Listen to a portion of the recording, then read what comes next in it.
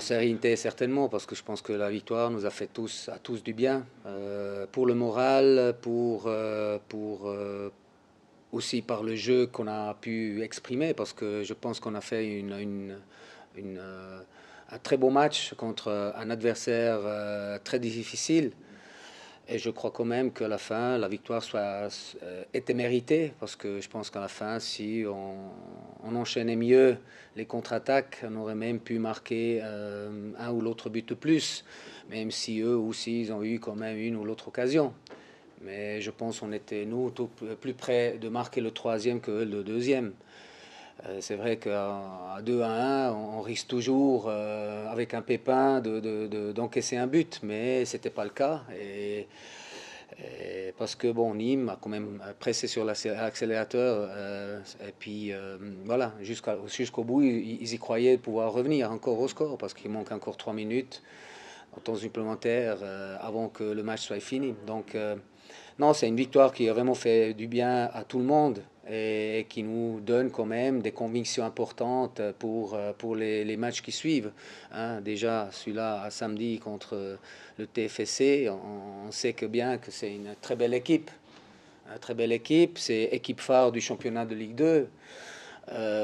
Voilà, tout court, c'est l'équipe à battre.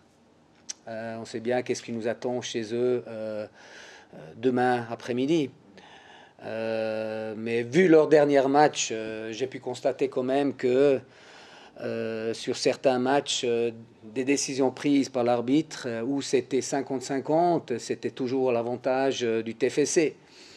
Et donc ça aussi, où j'ai pu constater, ou que leurs joueurs pouvaient se permettre plus que l'adversaire sur des fautes, les cartons jaunes, pas tout de suite mis à eux, mais tout de suite aux autres. Donc, oui, je pense quand même que le TFC n'a pas besoin de ça, n'a pas besoin de l'aide de l'arbitre. Donc, pour moi, j'espère quand même que M. Perroniel, avec ses assistants, puisse faire un match parfait, hein, pour le bonheur des deux équipes. Parce que, comme je l'ai dit avant, je pense que le TFC n'a pas besoin de l'aide arbitrage. Nous, contre Nîmes, on a eu un arbitre qui vraiment a fait presque un match parfait. Il a très très bien sifflé. C'est pas parce que nous on a gagné maintenant, mais c'est parce que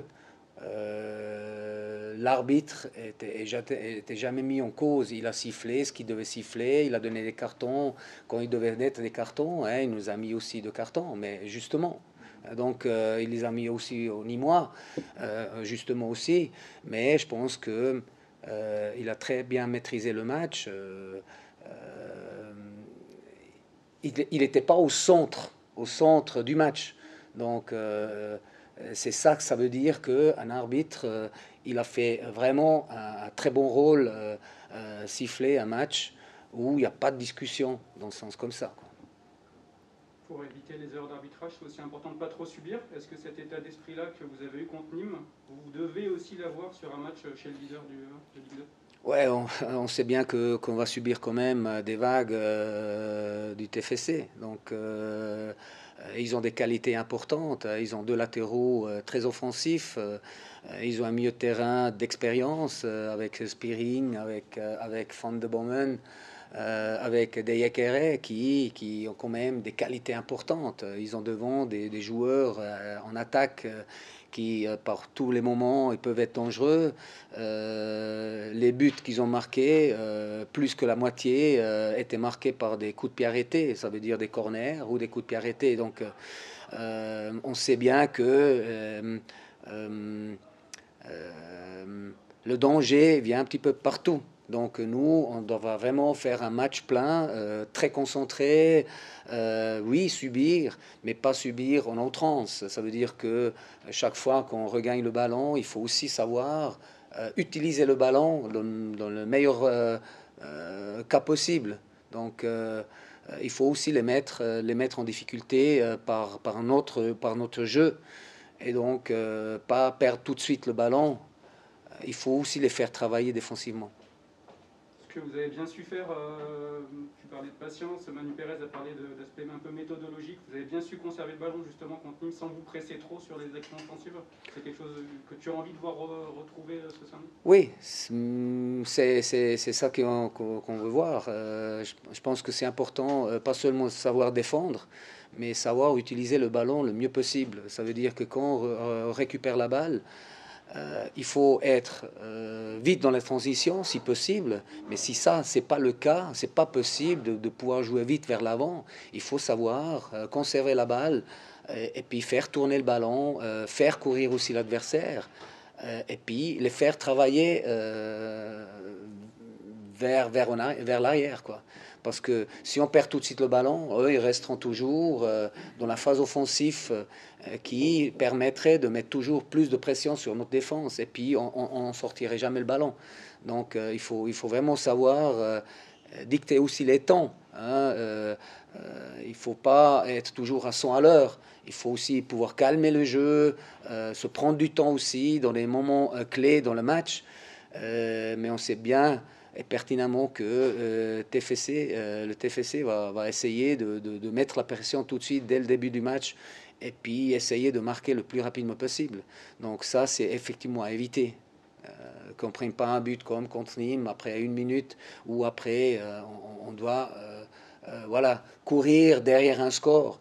Donc il faut essayer de vraiment être prêt dès l'entrée du match, pas subir trop la pression de l'adversaire, mais aussi être capable de les mettre sous pression. Là, vous êtes sur une semaine à 3 matchs.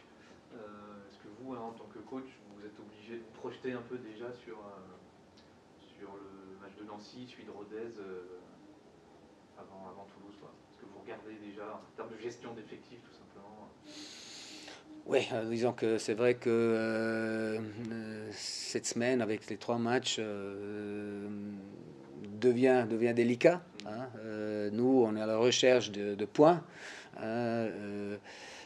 Je pense quand même que on va tout faire pour faire un match plein déjà contre le TFC, essayer de ramener minimum le point qui nous permettrait de bouger dans le classement. Sans trop penser maintenant au match qui suit contre Nancy à la maison mardi prochain. Il faut vraiment se concentrer sur ce match de TFC, pas trop penser au match suivant, surtout pour les joueurs. Il faut faire le match plein là-bas. Et puis c'est vrai que nous, comme staff, on a l'obligeance naturellement de y réfléchir aussi. Qu'est-ce qu'on va faire, comment on va gérer ces 3 matchs qui suivent. Donc ça c'est certainement important aussi. Mais pour les joueurs, non, absolument pas. Il faut plonger dans ce match à Toulouse et puis essayer vraiment de faire un maximum pour ramener un résultat positif. Même si on sait qu'on ne peut pas se permettre des erreurs défensives. Oui, il n'y a pas de choix à faire. Je veux dire, le match de Nancy n'est pas plus important que celui de Toulouse, quoi. C'est clair, il y a là aussi 3 points à prendre, même si on sait bien que chez eux à la maison, ça fait une année ou plus qu'ils n'ont pas perdu un match. Donc on sait bien la force qui a cette équipe. Mais c'est vrai qu'ils ont aussi changé d'entraîneur. Ils jouaient à 3 derrière la saison passée.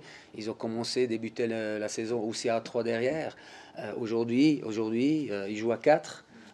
C'est les derniers 4 matchs, ils ont toujours joué à 4 derrière. Donc il y a Nicolaisen qui est arrivé comme nouveau joueur. Ils ont perdu un défenseur central, ils sont allés chercher un défenseur central. Donc on voit les possibilités que TFC a pour pouvoir justement pas subir des transferts en sortie. Parce qu'ils ont quand même recruté des joueurs importants aussi cette année. Ils jouent un petit peu différemment que l'année passée. L'année passée, ils avaient beaucoup plus de joueurs dans le sens qu'ils avaient gardé plus de ballons. Ils faisaient tourner beaucoup plus la balle. Ils étaient moins dans la transition rapide offensive. Aujourd'hui, ils essayent quand même d'avoir une transition plus rapide offensivement. Donc plus le jeu direct vers l'avant que l'année passée. Tu vas devoir recomposer ta défense centrale pour les 2 prochains matchs. Est-ce que le jeune Jules Sylvestre-Brac, c'est une solution? Est-ce que tu as aussi pensé éventuellement à faire redescendre un des milieux de terrain qui pourrait jouer à cette place-là? Oui, un ou l'autre situation est possible. On ne va pas dévoiler maintenant qu'est-ce qu'on a en tête, mais oui, il y a les deux possibilités qui sont effectivement là. L'entrée de Jules Sylvestre-Brac contre Nîmes t'a apporté du positif, hein? Ouais, mais disons que lui, il s'entraîne aussi très bien, donc il est très fort de la tête, donc soit sur les coups de pied arrêtés défensifs, comme aussi les coups de pied arrêtés offensifs, il peut nous donner quelque chose d'important. Et encore une fois, les matchs amicaux qu'il a fait avec nous, ou les rentrées qu'il a fait comme Nîmes, m'ont donné satisfaction. Donc voilà, c'est certainement un joueur qui sait se faire valoir chaque fois quand il rentre sur la pelouse. Est-ce que vous considérez que l'équipe, sur le plan offensif, est en train de monter un petit peu en puissance? Il y a eu plus de fluidité contre Nîmes. Est-ce que ça, c'est un des points positifs vraiment de ce match-là, notamment, quoi? Non, c'est certainement ça. Donc, on essaye naturellement de travailler à ça. On sait bien qu'on peut faire encore mieux, c'est normal. On peut toujours s'améliorer, mais je pense que on a défensivement, on a fait un très bon match contre Nîmes, même si par 2-3 erreurs à nous, ils ont quand même eu des contres très dangereuses. Mais phase offensif, on a amené quand même pas mal de joueries vers l'avant. Donc on a trouvé quand même des bonnes trames de jeu, même contre une équipe de Nîmes qui était très défensif, surtout en la première mi-temps, où vraiment ils étaient à 30 mètres de leur but, presque avec tous les joueurs, où c'était pas facile du tout de passer ces deux chaînes à eux, la défensif et le milieu de terrain. Mais on a eu quand même aussi de la patience, de faire tourner le ballon, de ne pas le perdre tout de suite, d'avoir aussi cette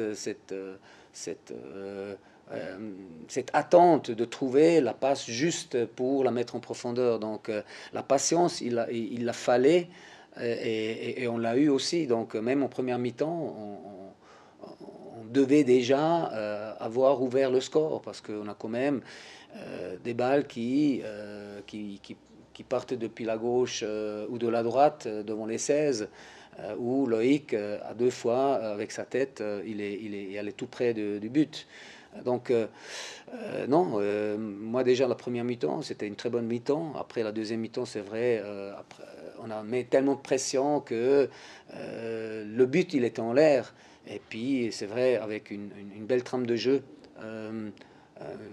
C'était vraiment un très beau but parce que il y a la technique, il y a la qualité du centre et puis surtout il y a la rage devant le but de vouloir la mettre au fond. Et ça, il y avait toute une rage de Mamad qui, avec la tête, il était capable de marquer vraiment un super but.